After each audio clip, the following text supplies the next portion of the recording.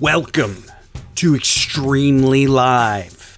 I am Micah Rock and Roll, and today I am interviewing cartoonist and self-described cult leader Brian Judge.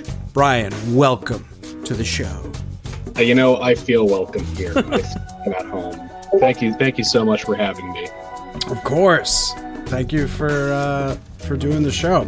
So, I'm trying to remember how I met you. I think you may have hit me up on Instagram and mentioned your cartoon comic book Discord that you run, and I joined it, and then as if by fate, we kept running into each other at comic shows, conventions, and we've been chatting ever since. And I hang out in your Discord, and just thought I'd like to get to know you better. Yeah, I mean, hey, listen, I'll be honest. I'm a bit of I'm like a vulture when it comes to getting people in my little online community. For people who don't know, I am kind of the head of an art collective. It's really just like a group of independent cartoonists, and we have a publication. But honestly, it's kind of evolved over time into just like a community of artists and friends. Honestly, like I consider every person in that group to be like a friend, like you or you fucking some other asshole. I don't know. But a part of that, I always want to get like new blood into the server and get like new people. So a part of that, sometimes I just go into Instagram and I'll just start trying to find people that I've never heard about, like go into someone else's account, see who they follow, do this and that. And I think that I saw a cover to your book and I thought, this is an amazing cover.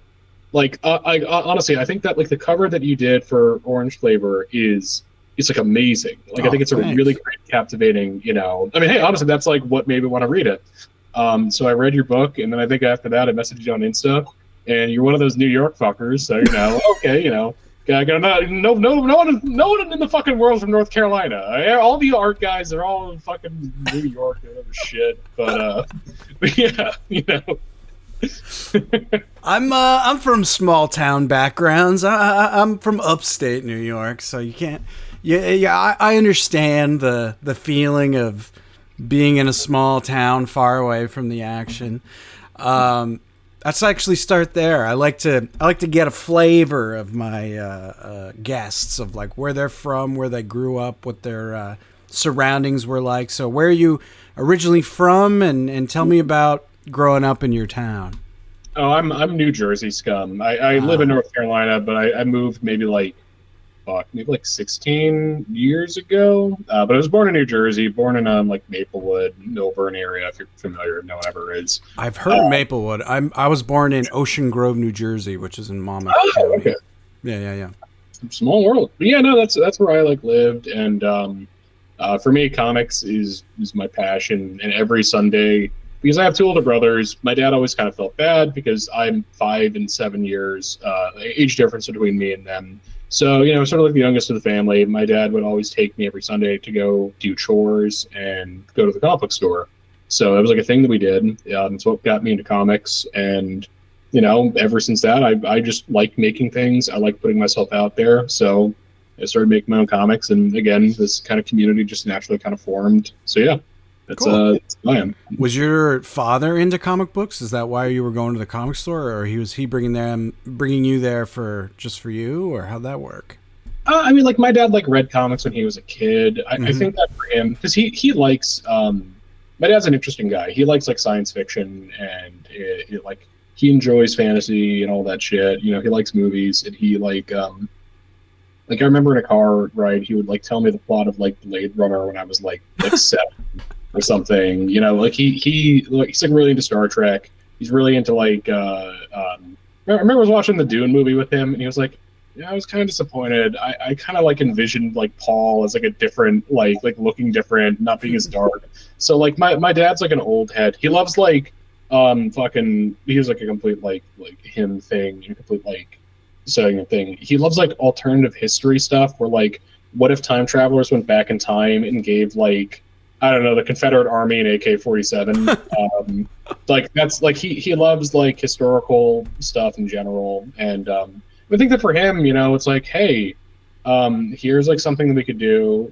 He he's not like a big comic guy. He doesn't really kind of care as much. He loves like Guardians of the Galaxies for the movies and he watches all that stuff. But like, it's never like been his thing. But for me though, funny enough, I actually my older brother Tommy, he got into like Marvel Civil War, so he bought a bunch of those Civil War comics. I think what it must have been is that like my brother wanted to go to the comic book store, and then I went, and it's like bright, vibrant like characters, and there's Simpsons comics and Futurama comics, which I really gravitated towards. I think that probably through my brother, I learned, oh, you can buy Simpsons comics at the comic store, and my dad probably took me, bought Simpsons comics, and while I'm there, maybe I try like a different book. I would just like I wouldn't care about continuity. I wouldn't care about series. If there was like a comic that just had a cool cover, that was enough for me. So like growing up, I just have this like fucking weird collection of like just like there's no rhyme or reason to it. Like I wouldn't read like a series. I wouldn't read for a character. It would literally just be is the cover cool. So that's exactly me. That's sort of like all that sort of shit. That's fun. My grandfather was that person for me. He was a big comic guy, and he loved Star Trek as well, and sci-fi and fantasy stuff. And awesome. He would bring us to the movies, bring us to the comic shop, and man, I like miss guys like that. Like, I don't know. Like, you ever think about how as like time moves forward, obviously certain like archetypes of like cultural and of the times, like not stereotypes, but like there's like that certain idea of like 1990 like computer guy who like he loves like setting up his computer, going into Star Trek forums and playing Doom, like it's like the ultimate like sort of like dorky guy. But like, man, I kind of like miss that shit. Like I like old head shit. I like fucking like that very specific, because I don't know, it's like comforting. Like, yeah, man, there's so many like nice comic shops where I live. Forever, there's like 5 shops within like I think maybe like 30 miles, which is pretty fucking good. Yeah. But I don't like them since everyone in there, like they're all like normal, like nice, positive people. It's not like the fucking like you walk into a comic book store and there's like an angry old man who's been working there his entire life, who will just like sit down and tell you like some like weird Ridley Scott movie you've never heard about, and then proceed to like not even look you in the eye. Like I don't know, I like that fucking vibe. It's comforting in a weird way.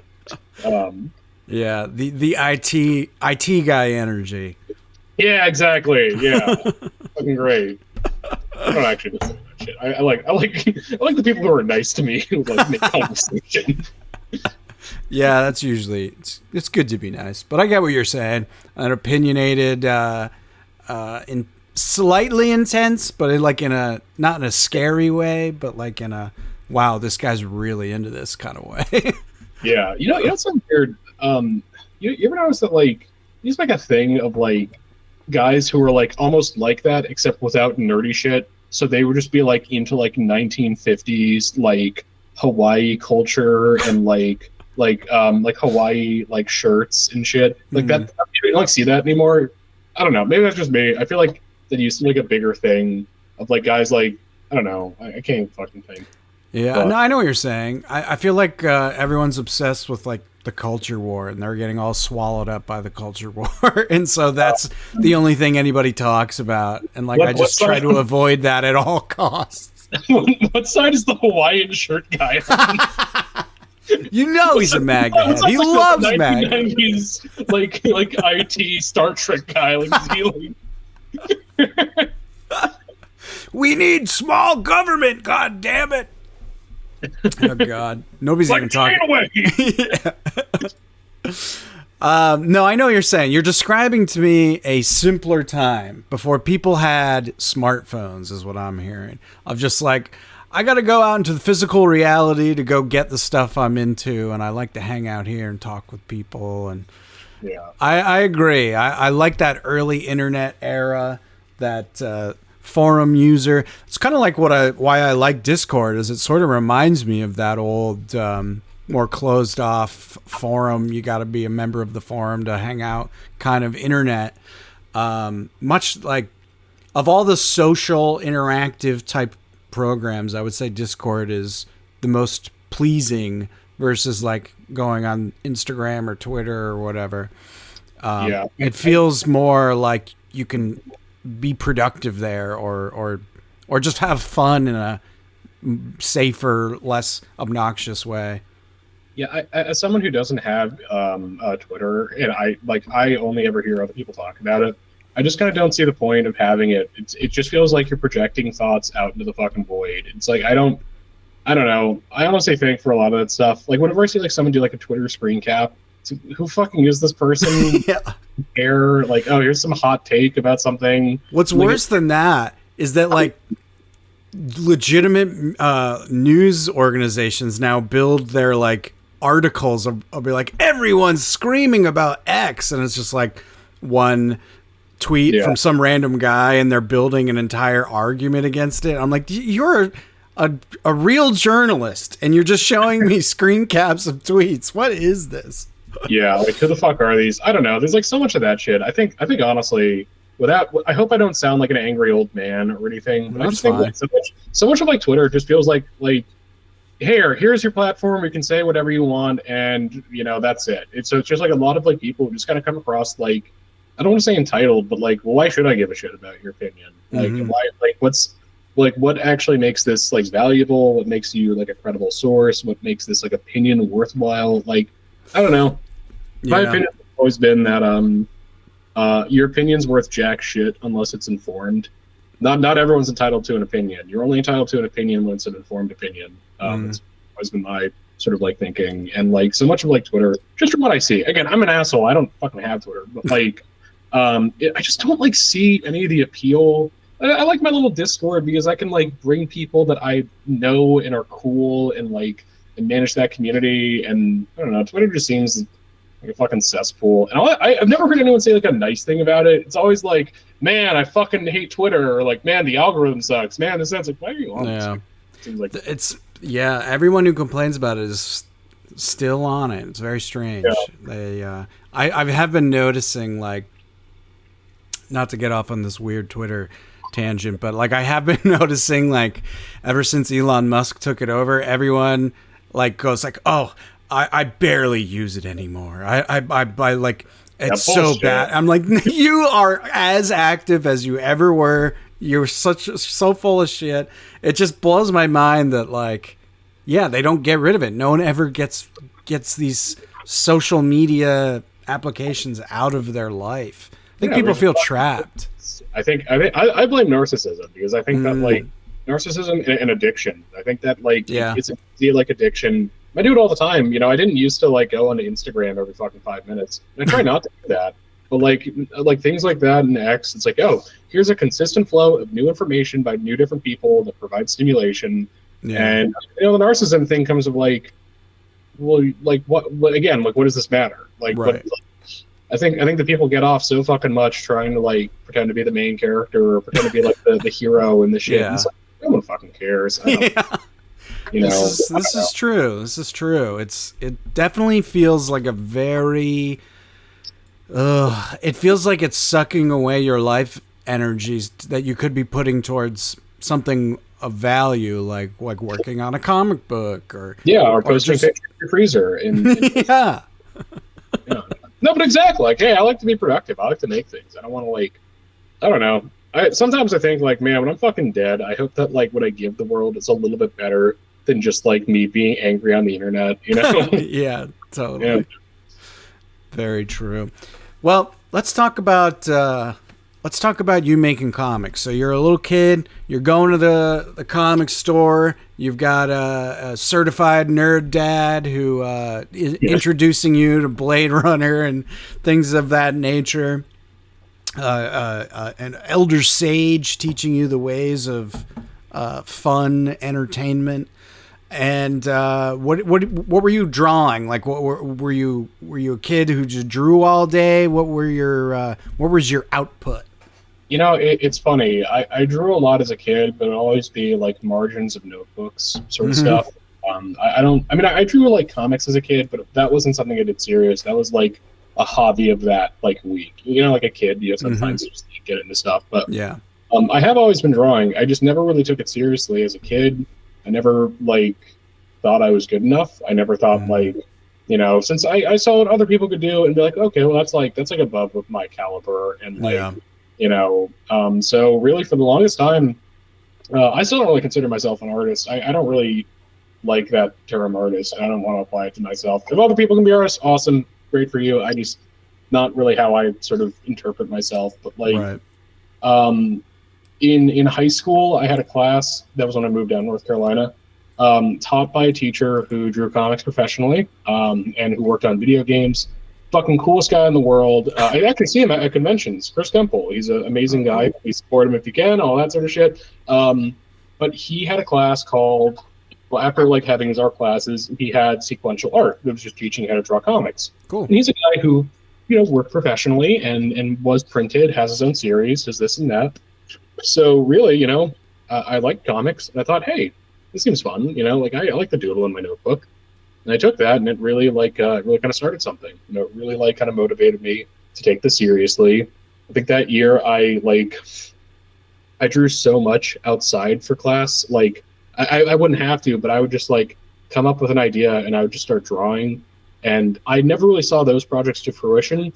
So it'd always be like, oh, here's like a new pitch for like a thing, like a new character or whatever. And I draw 1 or 2 pages and then I kind of like give up. But like, that's where it all kind of starts. And that's where I realized, oh, I can make things. Because I think, without getting too like philosophical, I think that like people limit themselves. And I think there's always that fear of like, you know, is this going to be awful? Are people going to hate this? You know, and I'm guilty of that too. Again, not trying to sound better than anyone else, but like I reached a point where I just wanted to make something and complete something and have a story. So I sat down and I did that. And it was an awful book called Capsule Creatures, but I was proud of it because I saw something to completion. Yeah. And, you know, I think it's like a muscle that you have to like train or you know, you have to just continue to go at it and kind of understand like who you are as an artist and make things. But like, I don't know. My story of comics is if I just churn out enough garbage, eventually it'll be good.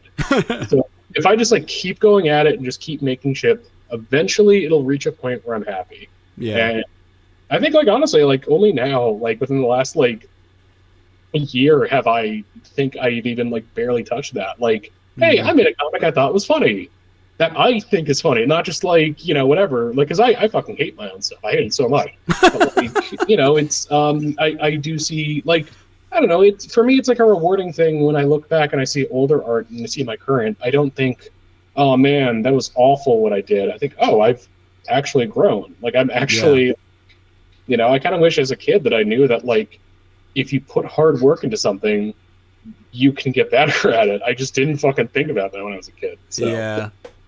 I mean, it is what it is. I didn't make my first thing that I felt worthy of printing until a few years ago, or not even just like 1 year ago, you know, like, yeah, you just get to it when you get to it. But I agree. Like, I also am like, man, I should have been at this stage a decade ago.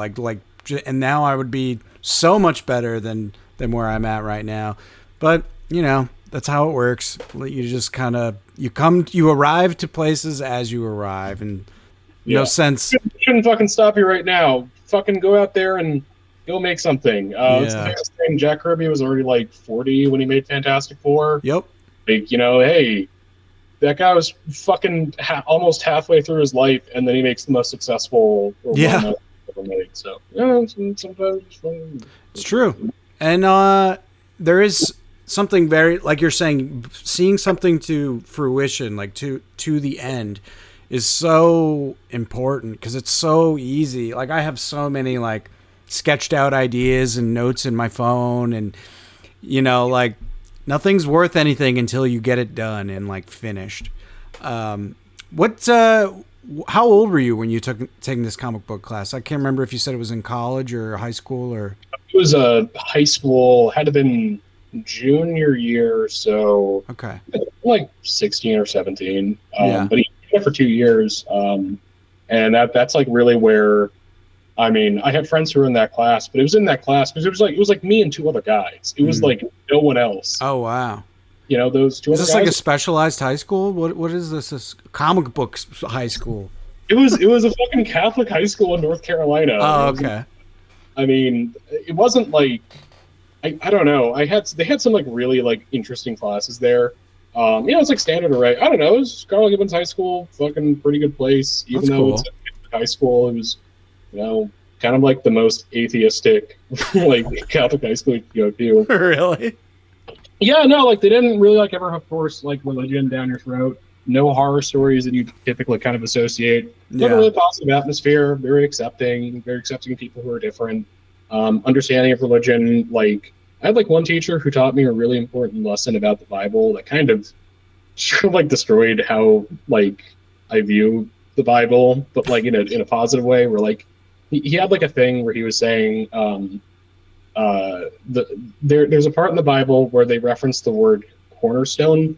Mhm. And it's something that I think it's Jesus says that followers are the cornerstone of the house of church or something like that.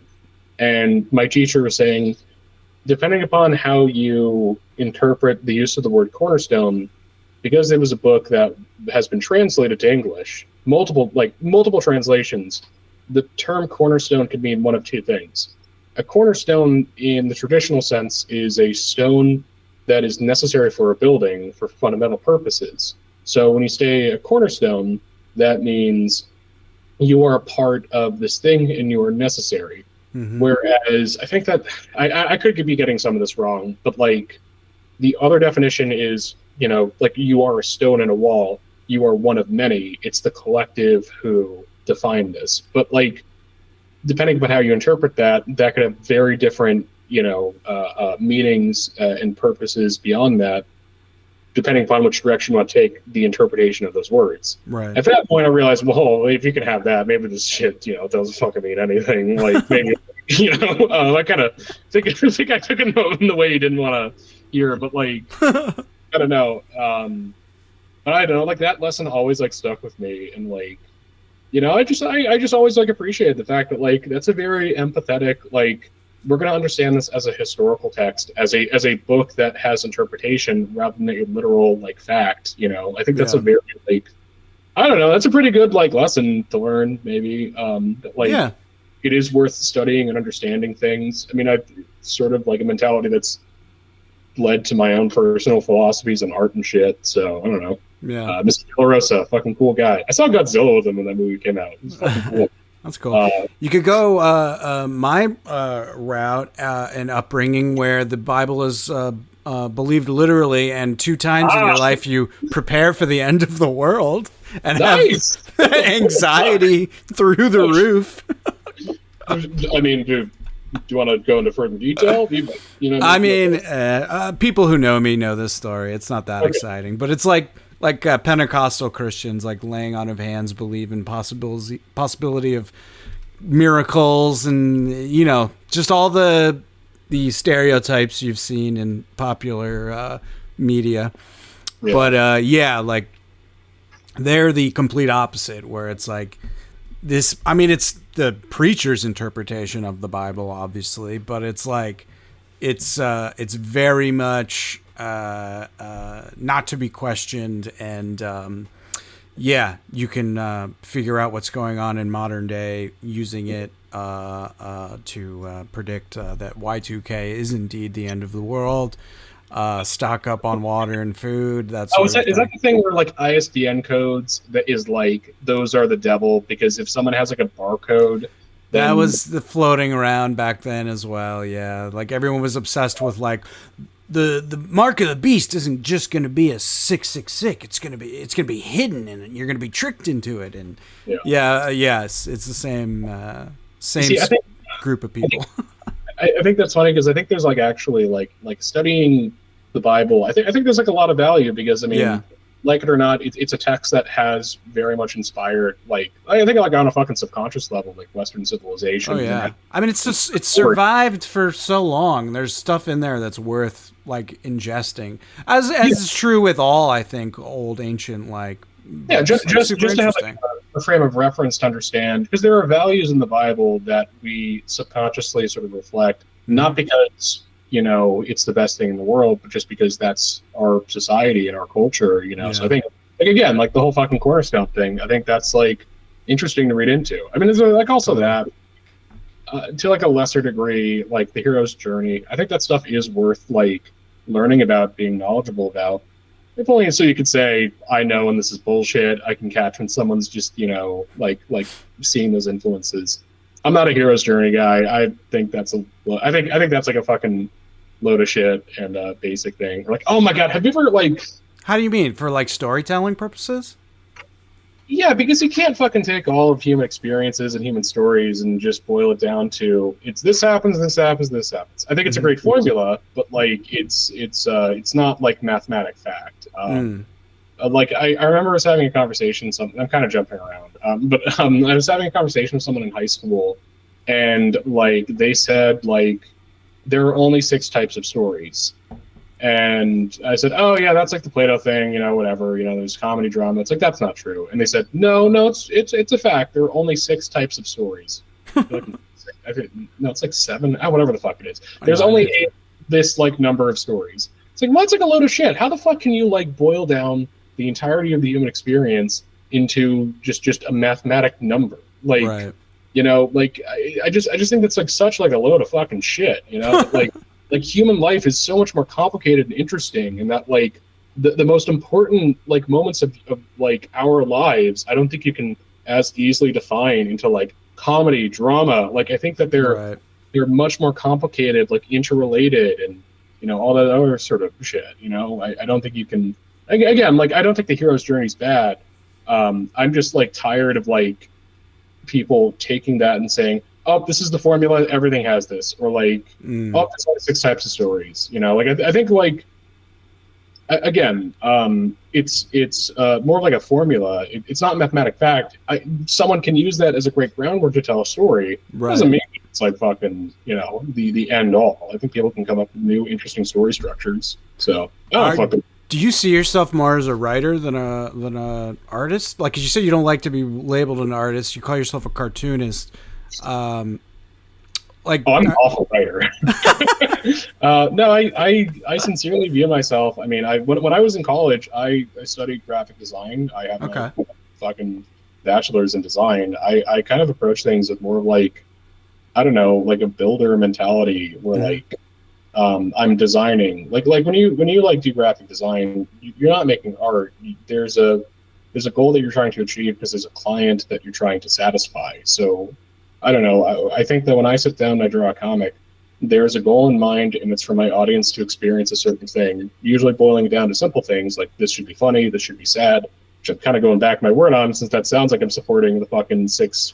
Well, I mean, it's good to have like a roadmap you can use to reference, but like just because your story doesn't, you know, map beat for beat to those things doesn't mean it's bad.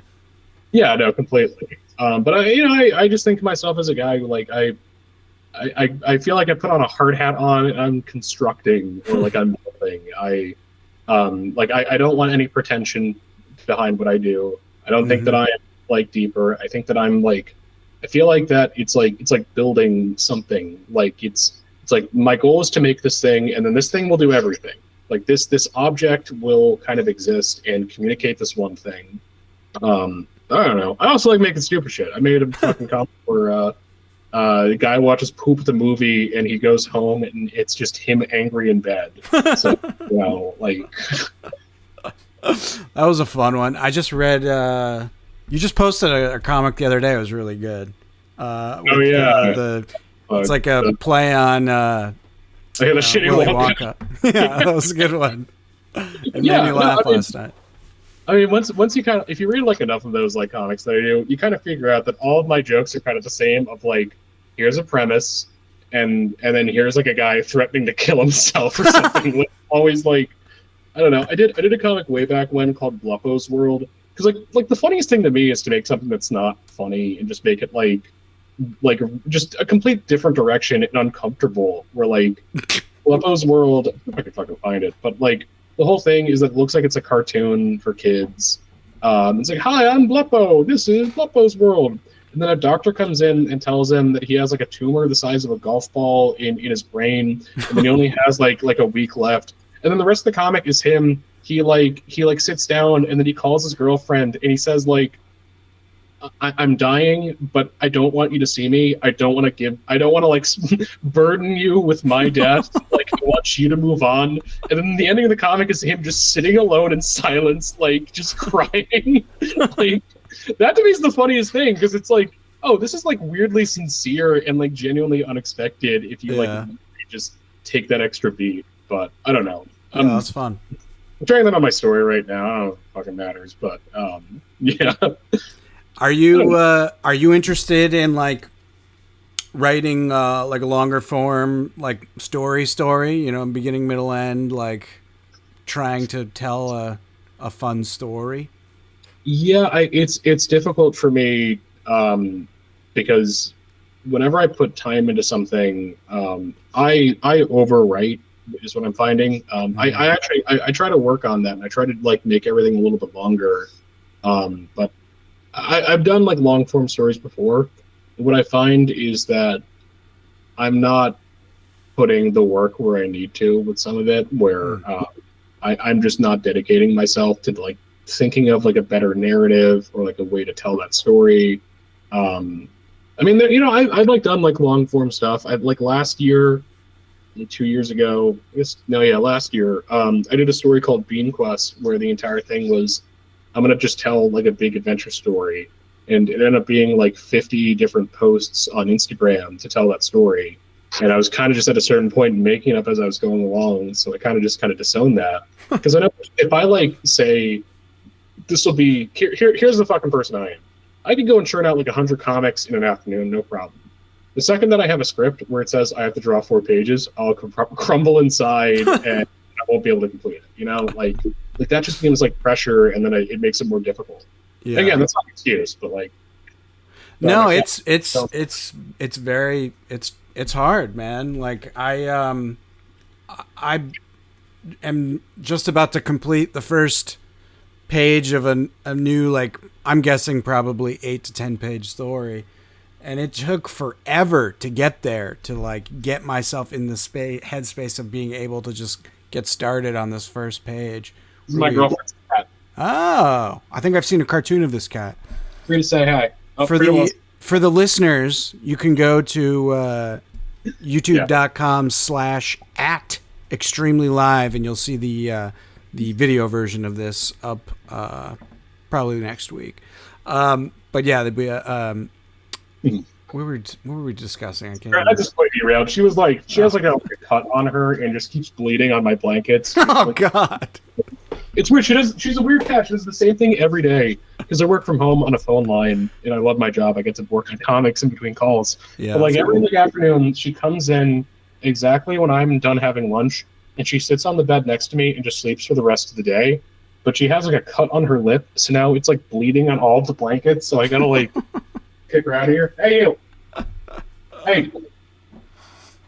Hey, that baby. It's just not going to pay attention. Yeah, no, that's the comic I made. It's on Instagram. Frida's the cat. She, there you go. You hear that? Here, wait. Let me get my microphone. Frida, say something. Oh, my God. Frida. We are miking the cat. She wants to be quiet. That's fine. No comment, she says.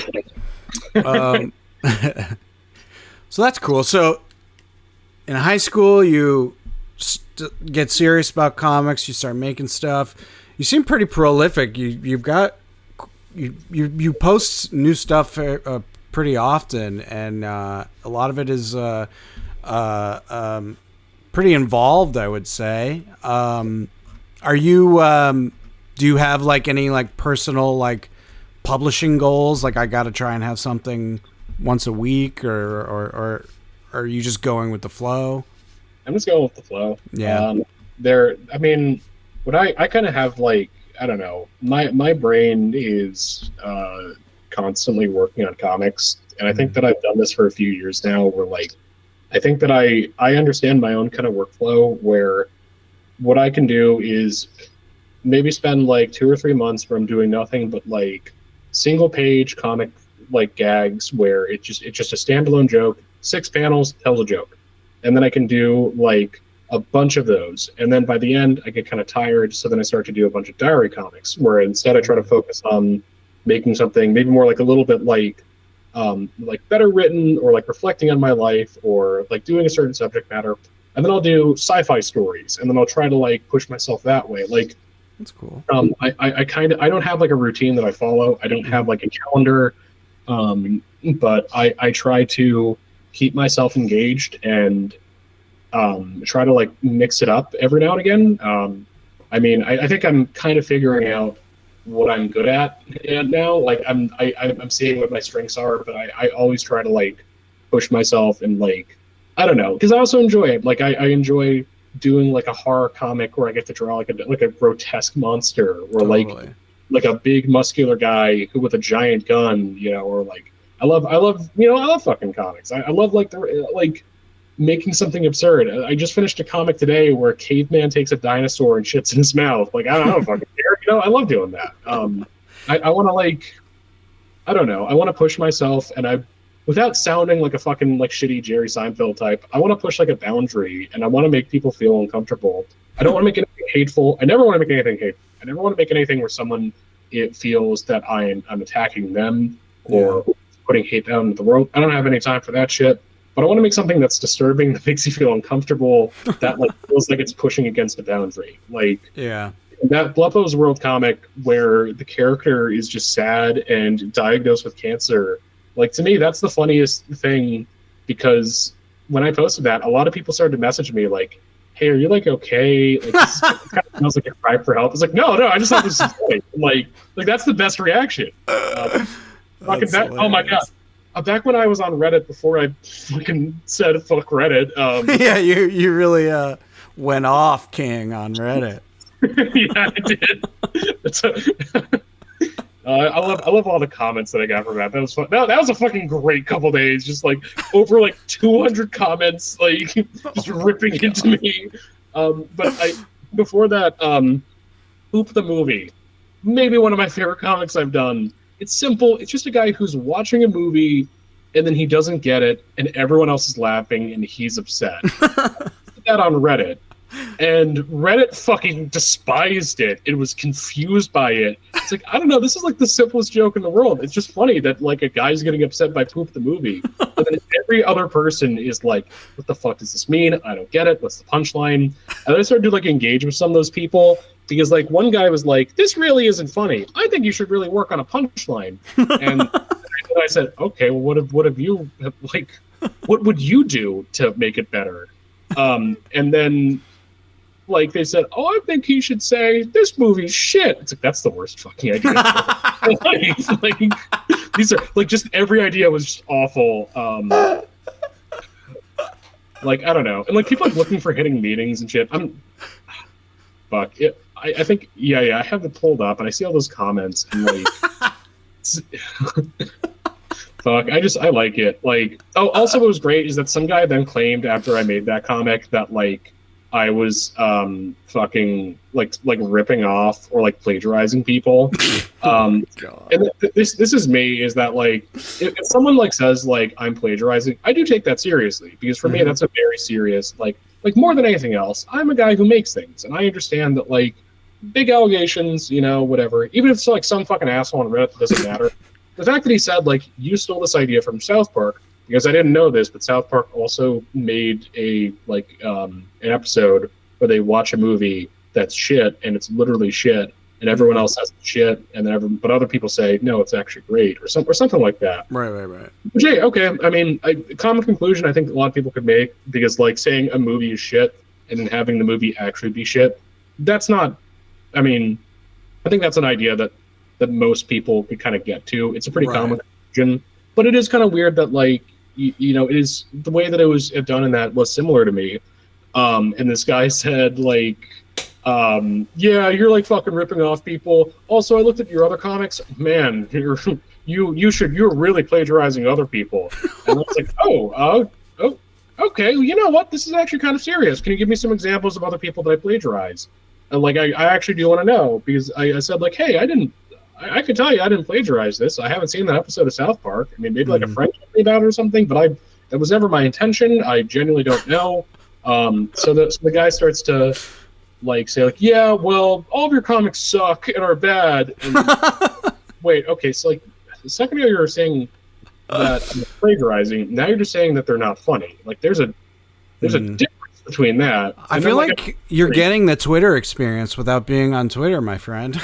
I could fucking go on for this, but like it got to the point where like I said like, okay, here is the Letterboxd review of when I watched the Emoji Movie, which is the inspiration for why it's shit the movie. That's funny because I did make it reminded me of the Emoji Movie. Yeah, because that movie's shit, and there's like a literal shit in that movie. Yeah. So like I went really anal about it because that really bothered me that someone would say that I'm plagiarizing. So I said, here's the Letterboxd review where the inspiration for the subject matter. Here are the sketches of me drawing this comic. Like here's my exact like reason for why every single thing happened in this comic. Man. And then the guy just said like, fuck you or something. Like he just completely like blew it off and said, yeah, well your comic sucks, so who cares? Well, I mean, hey, you just said I was plagiarizing. I'm sorry that I cared that someone thought I was stealing shit. Like, I don't fucking know. You see, it's like that type of shit where, like, fucking hate Reddit. Like, Reddit just sucks. Like, I could spend all, like, fucking hours just going through the comments that people have left me. I get, like, a weird, like... Where do you post? I don't get that kind of engagement on Reddit. That's all press is good press, baby. You're crushing it. Well, okay, here's what you got to do. If you want to be famous on Reddit, you either have to make something where someone else can make a joke in the comments, or you have to make something inflammatory. So, for instance, I made a comic that the character was an Aquaman parody, and I named him Ocean Man. And I forgot for a second, there's a famous song called Ocean Man. That comic did really fucking well, because every single person in the comments thought, I'm going to be really clever. Oh, my God. Say Ocean Man, and then do the lyrics to Ocean Man. That's how the fucking shit is. You just got to, like, fucking do, whatever leads to the most brain-dead interactions. That's how you fucking do it on Reddit. Or getting people fucking mad, like, with the Reddit. Sounds like you're good at both. I'm sorry, what? Yeah. So it sounds like you're good at both. Yeah, and now I'll never be on it because I'm gonna keep to my word and never be on that shit. But that's so funny. What subreddits did you post your comics in? Our comics. Comics, okay. Yeah, there's actually a pretty good group of people online. I know I'm shitting Reddit a lot, but there actually are some pretty cool like a group of artists online who they're also on Instagram who like make our comics like top page, whatever, who are like really talented and good, but so much of it is like I'm looking at this shit right now and let's see what the fuck. This is like the worst like thing for like an audio medium is just me talking about things that I'm seeing, but like right. Okay, our comics. Oh wait, this isn't it. Oh fuck, that was an ad. Damn it. They're hiding them on us. The ads. Fuck. I don't know. The point is that it's all stupid shit, and I hate it. Yeah. That's a lot of the internet these days. Well, that might be a good transition to talk about your Discord, since you've cultivated your own hangout spot. Sorry, my wife just got home. Yeah, you're good, man. You're good. Making sure she's all right. But yeah, so you built this Discord, which it almost functions like a publisher because you do. Is it Zomic book? Is that how you say it? I'm always unsure. No, it's okay. The joke is that when we were initially making the group, we thought it'd be really funny to have a name that would be really difficult to pronounce. Well, there you go. So like we just say Zomic. So XOMIKBU. Well, dots over at K. Like it's all just like what's something that like people would like really have trouble saying out loud and overthink. That's funny. You know that's the reason why it's called Sonic Book. Because again, we're just a bunch of fucking jokesters. We just like doing stupid shit. So how did that all start? Did you spearhead this thing yourself, or like you just one day you're like, I'm gonna build a community? Or I know you work with Maddie a lot. So yeah. Like, how did the whole thing start? I'm just curious. Oh yeah. So it's lockdown. 2021 probably. Like everyone else, I'm on social media because I need human connection. And when I'm inside, I just graduated college and I don't really know what I'm doing. I'm living with my parents, don't have a job. I just start working on my comics and posting it online. What I found is that on Instagram, there was a few people that I kept seeing their names associated. And right before lockdown, some of those people I started to see at conventions. So it kind of felt like I had some online friends that I could communicate with. And naturally, over time, I'm posting more material. There's like a little community that they don't realize they're a community yet, but this guy follows that guy, and that guy follows this guy, and we all kind of like the same shit. I'm working a shitty job, and I say, hey, I'm living with my parents. My life fucking sucks right now. I'm going to go ahead and save some money, and I'm just going to make a book. Whoever wants to, send me whatever story you have, and I'll put in the book. I thought I was going to have like 5 people max submit stuff. Ended up having like 20. Nice. Yeah, no, it was like a really like nice, like seeing like a lot of people just come out. Just, you know, like I'm a fucking nobody. Like the fact that people like be a part of that was really encouraging and really, you know, just an awesome moment. And I needed a way to kind of like coordinate a lot of stuff. So I made a Discord, invited all those people, and just naturally things fell into place. We make these books, and it's, I mean, I'm the type of person, I want the party to never end. I always like having things going on. And I think that, because I was thinking about, I was actually talking about this with a friend earlier today. But like, I see a lot of other communities that are very similar where they do all the hard work, they get everyone together, they make the Discord, they make the message board, but then they just kind of fall off because no one else is doing shit. And I'm the one guy, I bother people, and I message people to jump on voice chat. I try to create projects that people can be part of. I try to create like, you know, a welcoming space. I try to like get as many different people and new people and give like a place where like, hey, here's a book where you can submit something. Like, hey, like I'm gonna almost like force you and prod you to interact either with me or with someone else. We're all gonna do a project together. We're gonna do a social media event that'll post on Insta. We're gonna do fucking something to get the ball rolling. And if you just have one guy in the back just doing that, it doesn't take an insane amount of effort. You just have to have that one little thing in the background. Then your community will fucking kind of work, you know? Maybe that's me. I think that's why like all the shit works is because I'm there kind of asking people to participate and engage. You're very, engaged is the word. Like I'm impressed by how on top of it you are. You're consistently messaging me about stuff going on. Like it's like to a point where I'm like, damn, can I even do that? I feel like I would get like sleepy after a week. Like how are you corralling all these people? You seem to have a lot of energy. Well, I'm bored at work.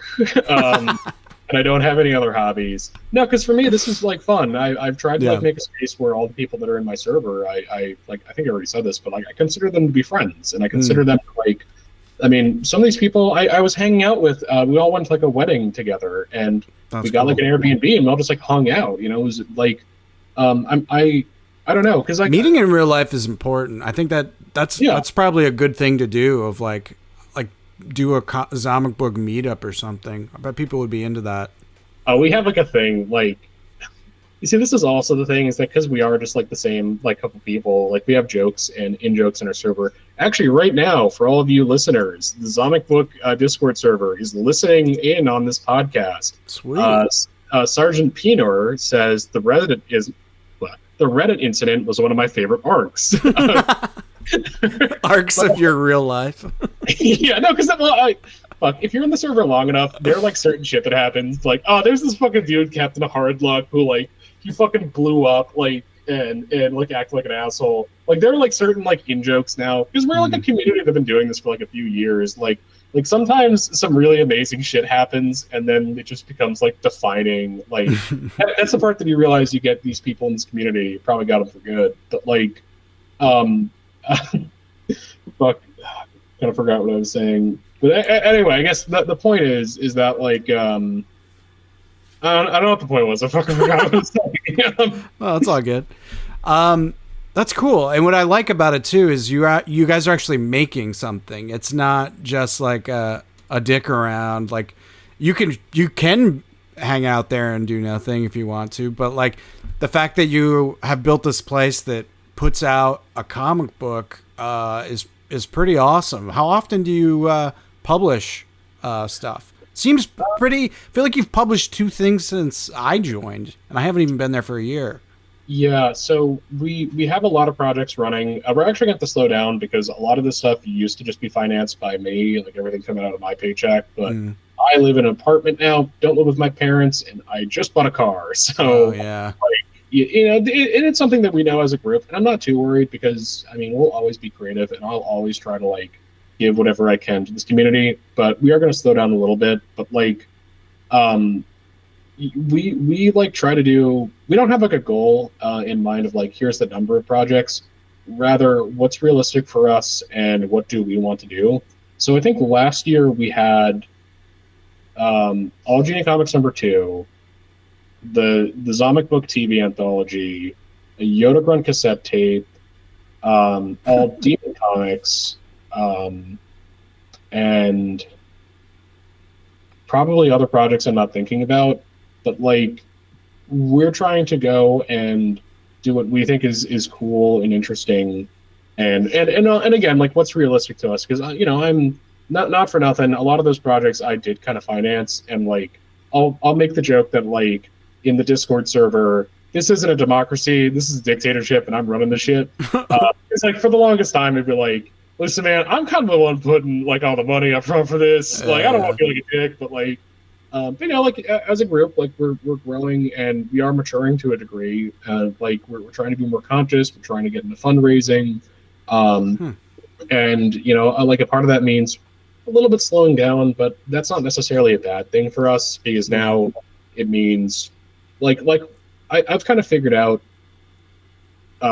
if I just go like some of these like are like obvious, but like if you're making a book. Find out how much all the contributors, like how many copies they want to get, because then if they're willing to pay, like, hi, I want 3 copies of the book. Here's, I don't know, a copy is $4. Here's $12 up front. Well, I now that I should probably do, if that's the only guy who wants that book, I should do a short order, or if I have a lot of people, but, like the financing coming in from other contributors, the financing coming in from, like, understanding like how much I should reasonably order, because like again when I first started this I didn't know how many people were going to be a part of it. I thought like 5. When you have like 20 people, that's a really big book. Big book's very expensive. Shipping is expensive. I didn't make any money. I spent a lot of money on the first one, but I don't know. And again, like I'm not trying to say like I'm a marketing fucking genius. I'm an idiot about this shit. I make mistakes all the time, but like you do a little bit more and then you learn. And I love my community of people. Everyone's really helpful, and we try to help each other. And I don't know. So to answer your question, how many ship we do a year? I don't fucking know. A handful. A handful. A handful, yeah. So how does it work? Are you like the people who are wanting copies? Are they like reselling them at cons, or are they keeping them for themselves, or are you the one pushing the books, or how's it work? The books are non-existent. No, it's usually just if we're gonna make a book, like we do have certain things. Some of it is almost unspoken, but should be understood. Maybe I should be saying some of this stuff more often. But like I always view it as if you're taking part in this anthology, there's sort of like a transaction going on. There's like a bargain where you're choosing to submit something to this thing, and you're kind of giving up a part of you. But also you're getting this thing in exchange where like anyone can now like here's the PDF for the book. If you want to print your own copies, you can.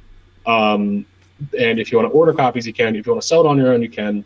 That's all cool. Just make sure you're not charging for less than anyone else, and make sure you're not like being a dick about it. But like that's really it. I mean, on the books on it, like I keep record anytime I go to a convention, whenever I sell a book.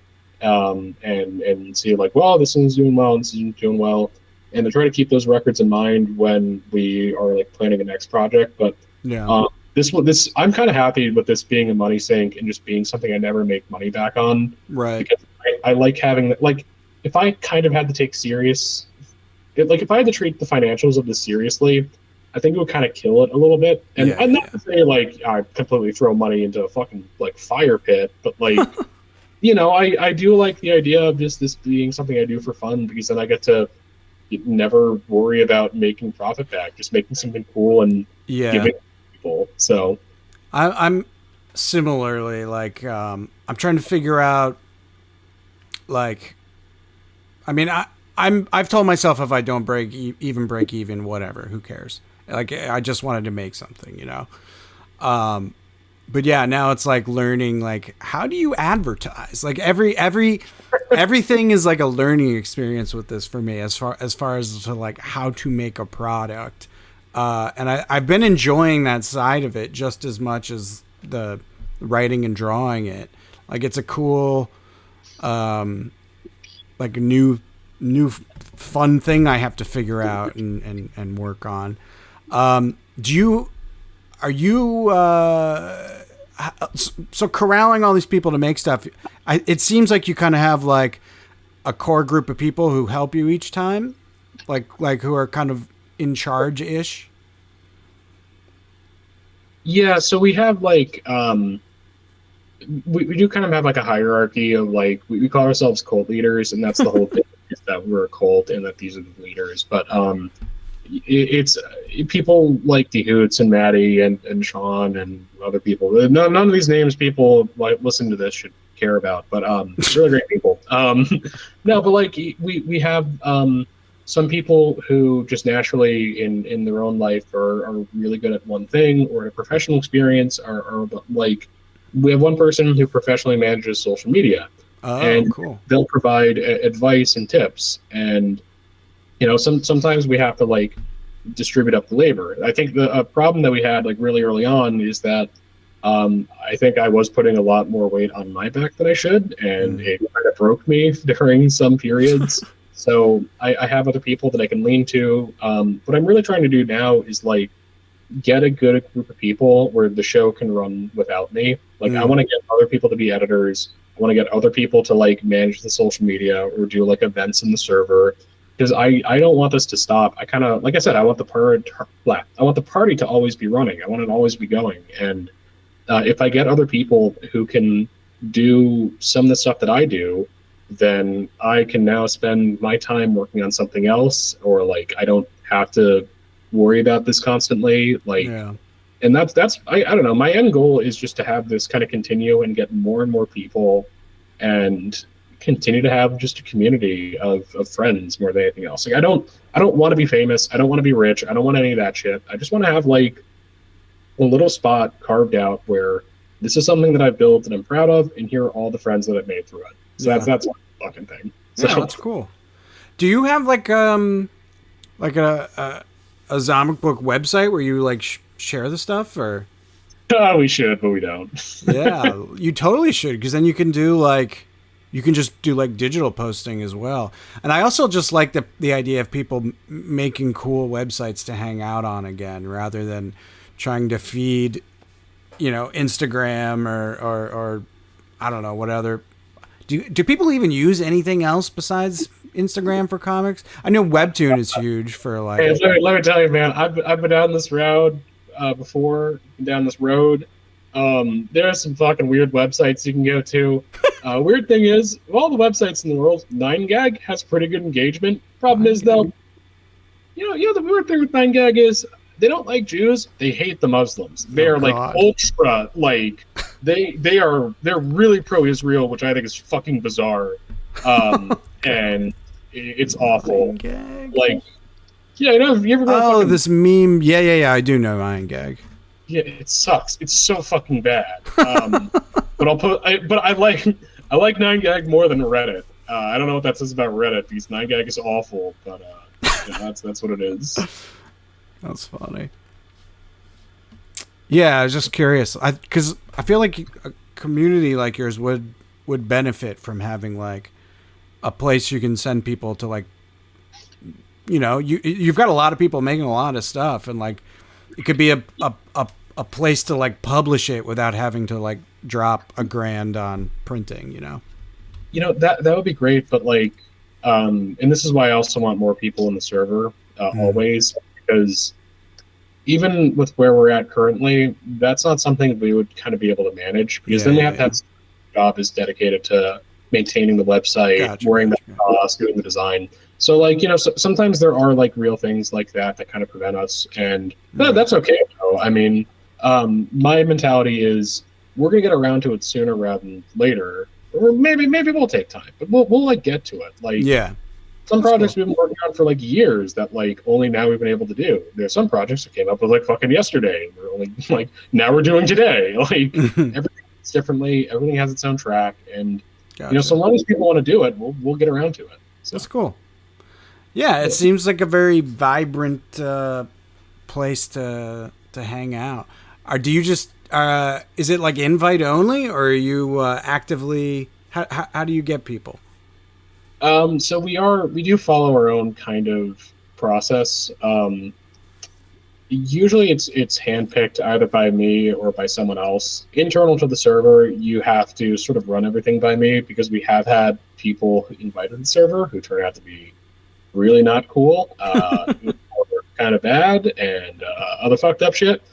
But I mean, generally speaking, I mean, if someone wants to be part of the server, they do have to like meet a certain standard. It can't just be like someone who isn't trying, or like my thing is always, if you're putting in the work, I don't care if you're a bad artist, so long as you're like working hard and trying to improve, that's all you need from me. Yeah. Like so long as you're like someone who is going to be like sincere or genuine or provide something that no one else can, like that's what I want. And I want to like have people that are good people. I don't want fucking famous like amazing artists, because like, no, those guys are fucking okay on their own. But I guess really the process is looking at your art, seeing if you kind of like match our vibe, since we're kind of like a bunch of goofballs. We made our own fucking condoms. Like that's what yeah, that was the best. You you had condoms made to go along with your comic book. That was hilarious. Oh, I love it. That's my favorite thing. I love those like extras. It's so fun to like have like specialized stuff made to go along with the books. I almost did 3D comics for Orange Flavor, and then I was like looking into buying like 3D glasses to go along with it. I didn't pull the trigger, but I might come back to it on issue 3 for 3D, baby. But yeah, I just it's fun. It's fun to like create these extra gags and collectible trinkets and stuff. Yeah, that's cool. Yeah, for sure.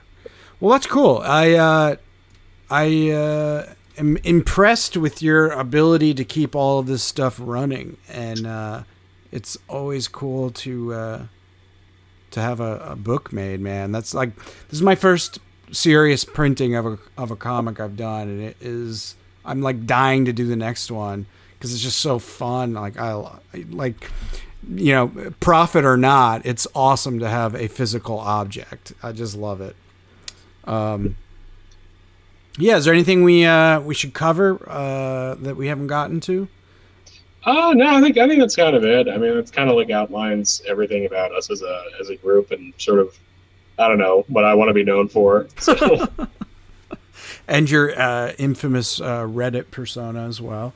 Yes. Well, no, I delete. Hey, listen, I kept to my word. I made that comic saying "fuck off, Reddit. I'm never going to come back." I deleted my Reddit account. Never been back since. So. Good for you. That's the kind of integrity we need with these people who claim they hate Twitter now that Elon's there. they got to delete their account. I'm going to keep to my word. I'm going to piss off a bunch of people and then leave. Well, this was fun. We should talk again soon when you're got a new book to hawk. Is there any place you'd like to send people? Yeah, you can go to my Instagram. It's a fucking awful name that I picked for myself that I'm stuck with, but that is at @1_only_comics, and that's not one as in the number one. That's one as in ONE. So ONE _and_only comic. No, fucking. There's another underscore. It's just not underscores. It's all good. I'll tag you in the you will be linkable in the podcast and in the YouTube. So you're good. You're good. Cool. Anywhere else? Anything else? Check out my fucking website where you can buy books. Please buy a goddamn book. I haven't sold a book in maybe like 6 months. OneAndOnlyComics.com. Much simpler. OneAndOnlyComics.com. Sweet. So, Well, this was fun talking to you, man. I'll maybe I'll get my ass in gear. I was so close to submitting to the last one you did because I was like, I got to do something for it. I want to do it, and I just didn't get my act together. But maybe the next one I'll be a contributing member. God willing. No, hey, please do something. I'd love to have you in a book. So. Sweet. Yeah, it'd be great. Well, it's great talking to you, man. Yeah, you too, man. I will talk to you soon. All right, adios.